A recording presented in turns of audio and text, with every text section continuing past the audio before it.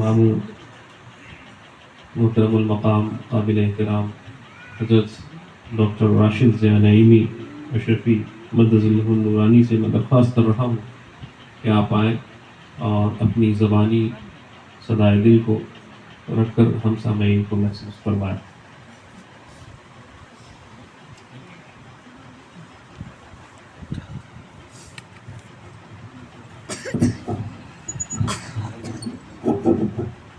السلام علیکم ورحمۃ اللہ وبرکاتہ۔ بسم اللہ والصلاة والسلام علی رسول اللہ صلی اللہ علیہ وسلم وعلی آلہ وصحبہ اجمعین۔ یقیناً تقریر کا کوئی موقع کسی کے لیے نہیں، میں آپ کا شکریہ ادا کرتا ہوں اور آپ کو مبارکباد دیتا ہوں۔ شکریہ تو اس لیے کہ آپ میں سے بہت سے لوگ نہ جانے کہاں سے اوپر کی بالائی منزل پر چڑھنے کی استعداد نہ رکھتے ہوئے بھی اوپر تشریف لائے اور اتنی دیر سے بیٹھے ہیں۔ کھانا بھی بہت دیر سے تیار ہے اور آج کی یہ مجلس جہاں تک بھائی جان کا تعلق ہے، بھائی جان کے لیے ایثار ثواب اور ان کے چہروں کی تقریب ہے جو اہل خانہ نے منعقد کی ہے۔ اس کے علاوہ یہ 11ویں شریف بھی ہے اور ساتھ ہی یہ اس میں ایک سہمنی کی فاتحہ بھی شامل ہے۔ تو یہ اجتماع ہے مختلف تقریبات کا اور انشاءاللہ اس کی برکتوں سے آپ سب انشاءاللہ مستفید ہوں گے، یہ میرا یقین ہے۔ اور آپ نے یہاں پہنچ کر میری طرح اور ہم سب کی طرح اپنا وہ فرض ادا کیا ہے جس کے بھائی جان مستحق ہیں۔ آپ نے یہاں پہنچ کر وہ کام کیا ہے جو آپ کو کرنا ہی چاہیے تھا، اور یہ صرف آپ نہیں کر رہے میرے بھائی، ساری دنیا میں بھائی جان کے لیے اس طرح کی تقریبات ہر جگہ روز بروز منعقد ہو رہی ہیں۔ یہ کوئی پہلی اور آخری مجلس نہیں ہے، کیونکہ بھائی جان نے وہ کام کیا ہے جو ہمیشہ ان کو زندہ رکھے گا۔ میں نہیں سمجھتا کہ وہ ہم سے دور ہو گئے ہیں، بلکہ ہم ان کے بہت پاس آ گئے ہیں۔ جو دوریاں تھیں وہ اللہ نے دور فرما دی۔ آپ کے اس محلے فتح پور کا جو نام بھائی جان نے جہاں تک پہنچایا ہے، آپ کو میرے بھائی اس کا اندازہ نہیں۔ اس محلے فتح پور کو جو اپنی بہت سی برائیوں کے لیے بھی بیک وقت بدنام ہو کیا جاتا ہے، لیکن اس کی نیک نامی کا صحرا جس فرد واحد پر اللہ تعالیٰ نے ان کو ودیعت فرمایا اور جس کا صحرا ان کے سر جڑا گیا، وہ بھائی جان کی ذات مبارکہ۔ فتح پور کو دنیا میں اگر علم اور خدمت دین اور خدمت اسلام کے حوالے سے کبھی جانا جائے گا تو موجودہ عصر میں اور زمانہ مستقبل میں علامہ شاہد رضا اس کی نمائندگی کریں گے۔ آپ کا محلہ پورے یورپ میں، پورے امریکہ میں، افریقہ میں، عرب ممالک میں، جہاں آپ صرف اتنا کہیں علامہ شاہد رضا نعیمی، اس کے بعد کسی کو کچھ بتانے کی ضرورت نہیں ہے۔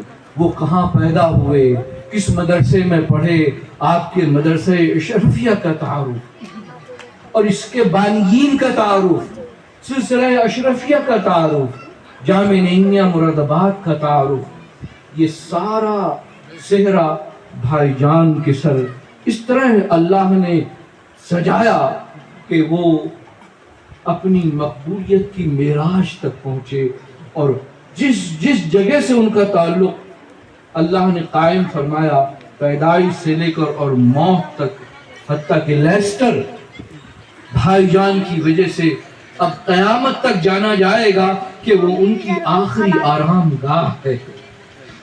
تو یہ نسبتیں بڑی اہم ہیں۔ کیا چیز بھائی جان کو فتح پور سے اٹھا کر اور برطانیہ کی اس مقام پر لے گئی جہاں سے ساری دنیا ان کے لیے اللہ نے چھوٹی اور حقیر کر دی؟ وہ چیز یاد رکھیے، چونکہ پتہ نہیں میرا بھی دوبارہ یہاں آنا ہو یا نہ ہو، میری مٹی کہاں کی ہے مجھے نہیں معلوم۔ شاید میں تو چاہوں گا کہ اگر بھائی جان کی طرح مجھے بھائی جان کے قدموں میں جگہ مل جائے جب میں مروں، یا یہاں میرے والدین کے ساتھ، یہ تو وقت فیصلہ کرے گا اور میرا مقدر اس کا یقینی فیصلہ فرمائے گا۔ لیکن اگر میں نہ آ سکا تو اس پیغام کو اپنے بہن بھائیوں اور اپنے بچوں میں اور اپنے نوجوانوں میں جو اب اتنے بڑے ہو چکے ہیں کہ میں ان کو پہچاننے سے بھی قاصر ہوں، آپ میں سے بہت سارے بچے بڑے کم عمر ہیں، علم نے بھائی جان کو وہ درجہ دیا جس کی بنیاد پر بھائی جان عالم اسلام کو مخاطب کر سکے اور بین الاقوامی سطح پر، عالمی سطح پر بھائی جان نے اپنی استعداد کا لوہا منوایا۔ بھائی جان ایک محنتی طالب علم تھے اور بھائی جان کو یہ بڑا شوق تھا کہ میرے تمام بھائی بہن اعلیٰ تعلیم حاصل کریں، اور اس کے لیے انہوں نے بے دریغ خرچ بھی کیا۔ ہم میں سے بہت سے لوگ ان مواقع کا فائدہ اٹھا سکے، کچھ لوگ نہیں اٹھا سکے، لیکن یہ خواب بھائی جان کا کہ ہر شخص میری خاندان میں تعلیم یافتہ ہو اور اعلیٰ تعلیم یافتہ ہو، شاید میں یہاں پورا نہیں کر سکتا، لیکن برطانیہ میں اللہ تعالیٰ نے ان کے تمام بچوں کو اور میرے تمام بچوں کو اعلیٰ تعلیم سے سرفراز فرمایا۔ اور یہ تعلیم ایک ورثہ ہے، ایک صدقہ جاریہ ہے۔ اس ملک کا ماحول اب یہ ہے کہ آپ کے لیے رکاوٹیں ہیں، آپ کا آگے بڑھنا، آپ کی ترقی، آپ کی کامیابی، آپ کا مالی استحکام بہت دشوار ہے۔ جو چیز آپ کو اس ملک میں اب بچا سکتی ہے وہ آپ کی تعلیمی کامیابی ہے۔ اگر آپ علم کی وساطت سے اعلیٰ عہدوں پر پہنچیں گے، آپ اپنے گھر کی حفاظت کر سکیں گے، اپنے محلے کی حفاظت کر سکیں گے اور اپنے محلے کا نام روشن کر سکیں گے، اپنے بزرگوں کی تعظیم اور ان کی عزت منوا سکیں گے۔ اور بھائی جان نے علم کے ساتھ اس پر عامل ہو کر یہ بتایا کہ علم محض اپنے آپ میں کسی بہتری کی کوئی ضمانت نہیں دے سکتا جب تک اس پہ آپ عامل نہ ہو جائیں۔ بھائی جان نے اس علم کو جو انہوں نے مدرسہ اشرفیہ فتح پور سے جس کی ابتدا کی اور جس کی انتہا جامعہ نعیمیہ مراد آباد میں ہوئی، اس کو عملی جامہ اس طرح پہنایا کہ وہ خود چلتی پھرتی درسگاہ بن گئے۔ اللہ ہمارے بھائی جان کی ان مبارک خدمات کو قبول فرمائے اور ان کے لیے صدقہ جاریہ بنائے، اور انہوں نے یہاں جن لوگوں کی خدمت کی اور جس طرح کی، میں جب تک زندہ ہوں جو کچھ میرے بس میں ہے میں حاضر ہوں آپ کے لیے، آپ کا بھائی ہوں، اور یہ محلہ میری بھی شناخت ہے بھائی جان کے حوالے سے۔ میری دعا ہے کہ اس محلے کے افراد، خانوادہ اشرفیہ اور حضرت فضل الفاضل اور بزرگان دین کے فیض و برکات سے اسی طرح بہرہ مند ہوتے رہیں، لیکن اس کی ایک شرط ہے کہ آپ نے اپنی توجہ اور اپنا جو مرکز تصور ہے وہ تعلیم کو بنانا ہے۔ یہ تعلیم آپ کو بہت آگے لے کے جائے گی، اور جو کچھ آپ سیکھیں اس پر عامل ہوں۔ ہمارے ہاں نماز کی پابندی کا رجحان بڑا کم ہے۔ بھائی جان کے حوالے سے یہ آخری بات میں عرض کر رہا ہوں، آپ کو 3 سال بھائی جان علیل رہے، اور یقین مانیے کہ آخری 6 ماہ ان کی زندگی کے اتنے دشوار تھے کہ شاید آپ اس کا تصور نہ کر سکیں، آپ اس کو تصور کی آنکھوں میں بھی نہیں دیکھ سکتے۔ ان کا اٹھنا بیٹھنا، چلنا پھرنا، بولنا چالنا सब कुछ तकरीबन नामुमकिन हो चुका था। और कभी कभी मैं खून के आंसू आज भी रोता हूँ कि वो फसीह बलीग मुकर्रिर और वो खतीब जो रगों में हरारत दौड़ा दे, एक वक्त ऐसा भी आ सकता है उस किसी की जिंदगी में कि वो बोलने से कासिर हो जाए। अपना मुद्दा तो बहुत बड़ी बात है, अपनी जरूरियात का भी इजहार न कर सके। यही वो चीजें थी जो भाईजान ने जिस पर बहुत पहले से अमल दरामद शुरू कर दिया था, सादगी आजिज़ी इनकिसारी। कभी भाईजान ने अपने इल्म मनसब पर और अपने दर्जे पर कोई कभी तकब्बुर और गुरूर नहीं किया, और यकीन मानिए कि राहतें उनके कदमों में थी। फतेहपुर को वो अपने घर को जन्नत का बाग बना सकते थे, दुनियावी जन्नत का, लेकिन उन्होंने सादगी से अपना घर बनवाया। यहाँ आते थे, बड़ी सादगी से रहते थे। इस मोहल्ले से उनको इश्क था, आप लोगों से उनको दिली मोहब्बत थी। वो फतेहपुर को याद करके रोते थे और अपने मोहल्ले के लिए हमेशा खैर खाही का जज्बा रखते थे। अपने बड़े हुए गुजरे हुए रिश्तेदारों को बड़ी मोहब्बत से याद करते थे, अपने पड़ोसियों से उनको मोहब्बत थी। ये वो चीज़ें हैं जो हमने सीखनी है इनसे, और इनको अमल में लाना है। रिश्तेदारियों को जोड़िए, तोड़िए नहीं, पड़ोसियों का ख्याल रखिए। ये वो तालीमात हैं जो बुनियादी तालीमात हैं जिन पे भाईजान ने बड़ी सख्ती से अमल दरामद किया और इस मंजिल तक पहुँचे। तो आखिरी अय्याम में भाईजान को बाज़ वक्त का अंदाज़ा नहीं होता, तो बस जब उनको महसूस होता कि नमाज का वक्त हो गया है, वो हम में से किसी को इशारा करके अपना तयम्मुम का एक उन्होंने एहतमाम किया था, मिट्टी रखी थी साथ, कहते कि मैंने नमाज पढ़नी है, तयम्मुम के लिए मिट्टी ले आओ।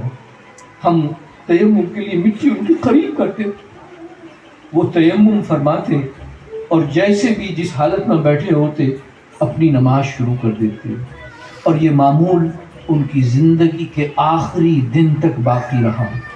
5 वक्ता नमाज की पाबंदी भाईजान ने उन हालात में जिनमें जीवन की शरीयत इजाज़त देती है, काफ़ी रुख्सतें हैं, भाईजान ने जब तक क़याम कर सके क़याम किया, जब तक रुकू सुजूद कर सके रुकू सुजूद किया, और जब नहीं बन पड़ा तो बैठ कर ही सही उन्होंने अपनी कोई नमाज तल्फ होने नहीं दी। और आपको मैं बताऊं, आपको हैरत होगी, मैंने नहीं सुना किसी ने अपने छूटे हुए रोज़ों और नमाजों के फिदिये की अपनी वसीयत में ताकीद की हो। भाईजान ने एक अपने मोहतात अंदाजे के मुताबिक जो उनके रोज़ छूटे, जो उनकी नमाजें तल्फ हुई हों, जो उनसे उनकी ज़कात देने में जो कमी और नक्स वाक़े हुआ हो, उसका एहतियाती तौर पर एक हिसाब किताब करके एक बड़ी रकम उन्होंने मोहताजों, फ़ुक़रा और ग़ुरबा के लिए अपने पीछे छोड़ी, जिसकी ज़िम्मेदारी उनके बच्चों की है कि वो उसको अदा करें। लेकिन वो इंदल्लाह माजूर हैं और अपने तमाम फ़राइज़ दीनी व दुनियावी से अल्लाह ने उनको बाइज़्ज़त बरी फरमाकर अपनी बारगाह में बुलाया।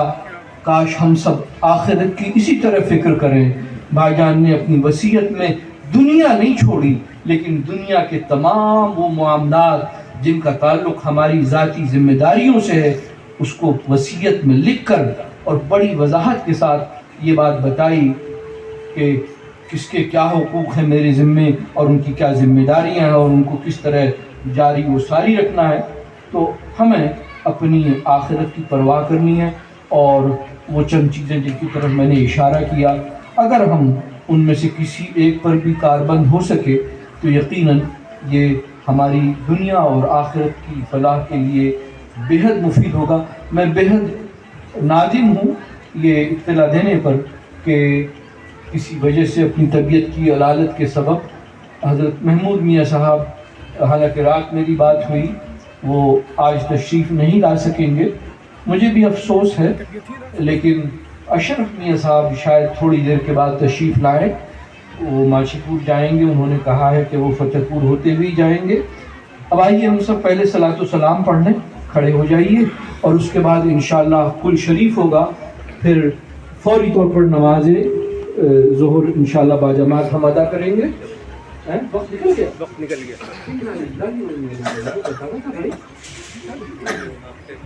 हो गया कब हो गया 3 बज गए اسی وقت پڑھوانی دعائی نماز बीच में बोले तो बीच में पढ़ लेना ابھی ہے وقت नहीं अभी है वक्त وقت ہے